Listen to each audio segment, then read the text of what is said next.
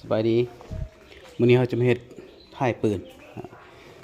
ถ่ายปืนยิงเฮ็ดถ่ายปืนใส่ยางกระทุนอันนี้เป็นไม้วงกบเก่าเนาะเราถอดไม้วงกบเก่ามาเฮ็ดเบิ่งไม้สิเป็นไม้ดูกับไม้แข็งดี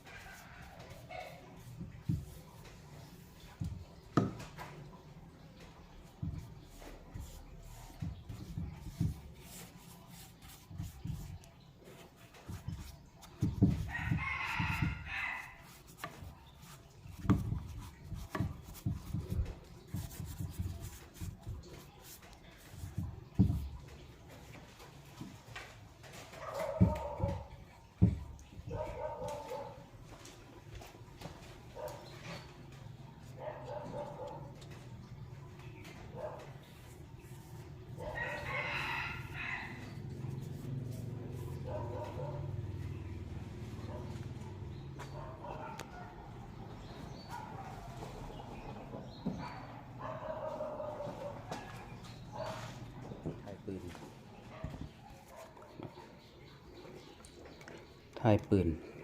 ให้ถ่ายปืนยิงกระสุนยางกระสุนเนาะอันนี้เป็นไม้แดงเนาะบนไม้ดูไม้แดงเฮ็ดค่อนข้างจะใหญ่แน่จังหน่อยเพราะว่ายิงใส่ไกปืนของเรามันมีความหนาหลายเนาะไม้แดงสิประมาณนี้เนาะโอเคอันนี้เราก็จ่อหูจ่ออย่างเรียบร้อยเนาะให้เบิ่งคลิปหน้าเราจะมาประกอบเนาะจะมาประกอบปืนหรือประกอบปืน